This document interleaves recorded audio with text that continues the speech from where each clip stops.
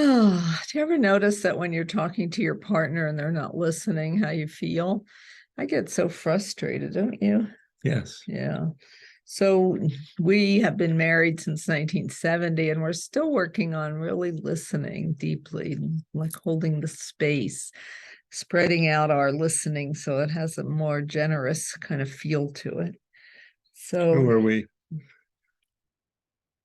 I'm Ruth Sharon, and this is Jim Sharon, and we're the co-founders of the Heartwise Relationship Academy, as well as lifelong partners in our family life and in our work life. So we've been at this for a long time together. And we're partners in crime too. All those banks we've robbed and all that stuff. If you have listened to this before, you know I like to play. So I'll just comment on a few things and turn it back to you, Ruthie. So yeah, communication is a huge topic, as you well know, out of your personal experience, let alone any kind of academics. We've been therapists, both of us, and coaches for years, as well as married, as you said, for almost 53 years, and yet we're still working on this. Still learning, growing, developing our capacities, dropping our egos in the process, So here's what I'm thinking. We have two ears and one mouth, use them in those proportions. I don't know if you've ever heard that one, but it's a good one. And so communication involves a lot of intention. Can we have the intention to be present to each other and really in a respectful way, in a heartful way, to have the desire to be mindful of our speaking and the other person's reactions to our speaking. Are they with us or are they glazing over, which men often report doing? And how well are we listening? We'll talk some in this conversation about barriers to listening as well. I think that we're very sensitive to somebody trying to fix us or control us or tell us how to be. And so there's a lot of defensiveness because a lot of us were raised with what you're feeling isn't okay. Don't feel that way. Don't think that way. That's not okay. So how do we create a safety with each other so that we're affirming each other? Like, I hear you. And validating, even if you disagree. I don't understand it. Tell me some more. I'm not really clear on what you're telling me. Like, to really inquire so that I'm just trying to get to know him and trying to understand him, just like I'm trying to get to know myself and understand myself. Curiosity too.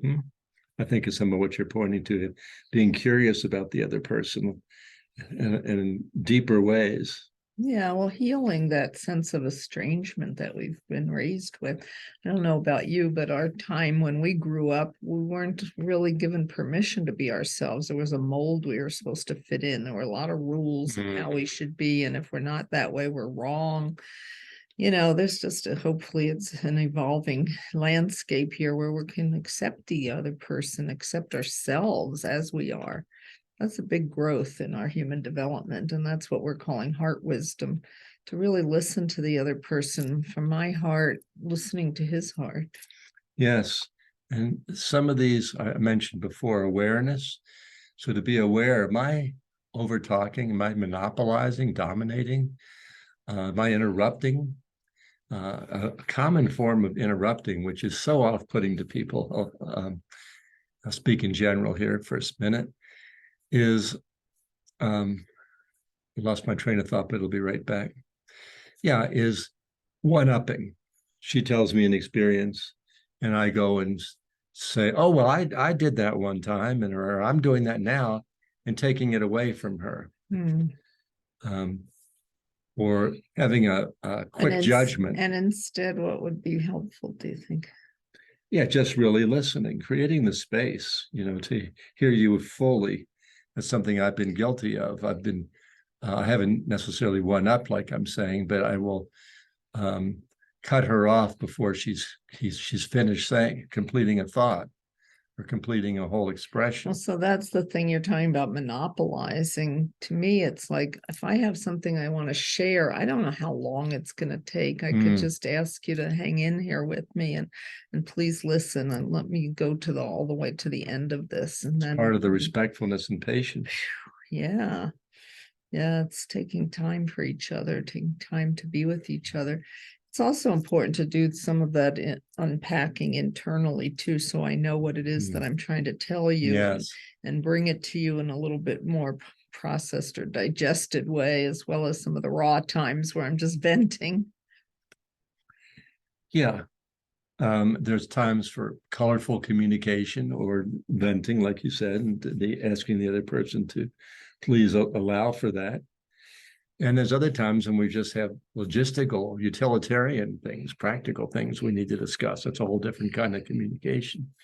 But we're really talking again about the respect and the consideration and the desire to know the other person more fully. Big. It's really big. Yeah, I mean, we're so coded in feeling wrong or blamed or not okay or not enough that it's hard to let other people get to know us, because then they're going to see our imperfections or woundedness or brokenness or something. And to me, that's what love is to be able to hold ourselves dearly in the woundedness as well as in the glory, to hold the poles of that. And not feel like your partner is going to judge you or be critical of you.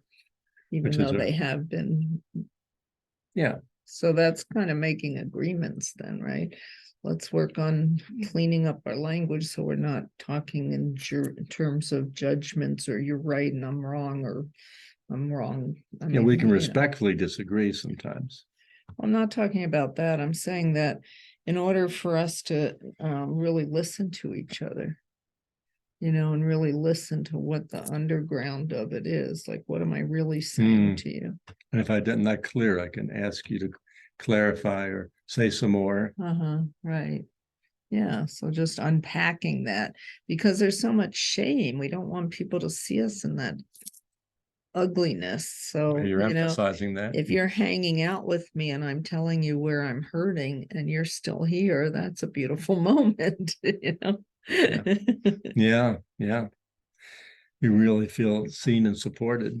Exactly. And it helps your healing process. Yes. Thank you. I was just giving an example of that, but I really meant that. Something else, I used to be critical of this, and I think you have too, and I've learned to see it otherwise. There are people, what I was critical of is we'd sit in a restaurant and people would be eating quietly the whole time, silently.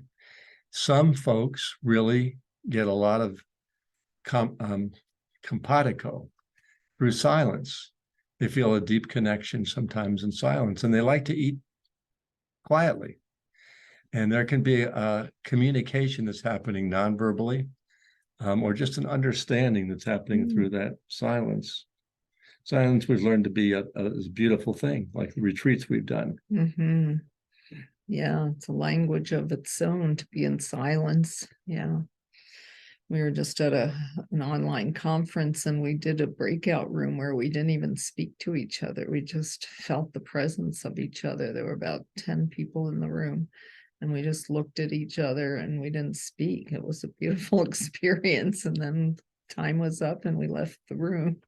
Yeah, it took drinking each other in. Yeah, it's just a beautiful experience. It's an intimate experience. Like I'm looking in your eyes right now to hold each other's glance. I find people can get very uncomfortable with that in a half a minute's time. But to try that out a few times, after a while, when you become more comfortable, it's deeply intimate. The eyes are the windows to the soul. Right. Yeah. So that's a way of communicating, just to sit quietly and look at each other and just let any memories come, any hopes, any feelings, any connectedness, any awakening of the heart. It's a beautiful experience. Yeah. So communication takes many dimensions. Yeah. And we haven't identified a whole list. We actually have these in one of our books that we wrote on listening. We have the name of our book, Secrets of a Soulful Marriage. And in a chapter that we had on communication, we talked about barriers to listening. We're not going to sit and identify all those now. We gave a few examples. Interrupting, monopolizing, yeah, putting down, judging, Discounting. dismissing, yeah. Yeah, so you know the list of how we block communication. We used to do that in our marriage workshops. Try to have a conversation and the other person's blocking your communication. One way or another. So you can ask your partner, how do I do that? Or you might even admit, what ways that you do that. I know. And then bring those to the surface. Yeah. So there's layers and layers and layers of communication. So just see what you're learning. Take a moment to communicate with each other, to do a little check-in. Listen, what is that person saying? And is there something that I need from you? Like we were using the example, I feel so tired. Would you rub my shoulders? Just to be able to check in with each other, just quick. Something else that evoked when you were saying that is that if you really do need something and want something, to be able to say that and not expect your partner to mind read or assume, make them wrong for not getting it. And yet it's really beautiful when the partner can anticipate a certain feeling and reflect that back, or at least question about that. Is this something you're wanting or needing?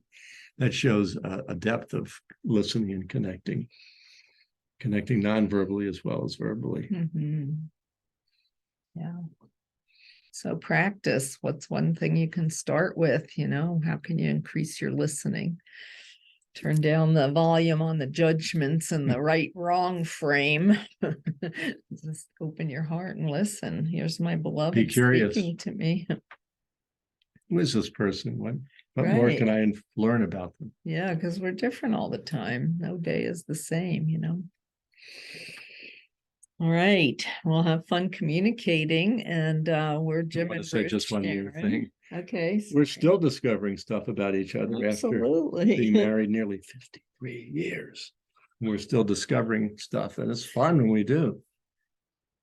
Go ahead with what you were saying. Well, I'm just bringing this to a close. I'm glad you had something else to say. No, just bring it to a close. No, go ahead. You're good at that. I like the way you close. Well, we're Jim and Ruth Sharon, and this is the Wisdom Wednesday, where we just pop into your world and share a few moments. And we're developing this around 6 main topics of communicating and resolving conflicts and living well, having a healthy lifestyle, being able to enjoy each other, doing fun stuff, having pleasure and excitement and romance and travel, and, having a real world that you explore together. A vibrant life. Yes. And building dreams. What is it we want? And how can we create that together? And then connecting spiritually, which seems to be the big container that Jim and I have developed over these years, is to hold each other dear in the spiritual way, that we're all here connected and we're souls learning our own way and journeying in our own way on our own path. And contributing to others in the process. Yeah. So anyway, we're calling that Heartwise. And you can look at heartwiseacademy.com, see all the offerings that we have, and join us at the free Heartwise Circle that happens the second Wednesday of the month, from 7 to 8 p.m. Mountain Time on Zoom. Right on, sister. Yeah. All right. Take good care. Bye. Keep listening. Bye.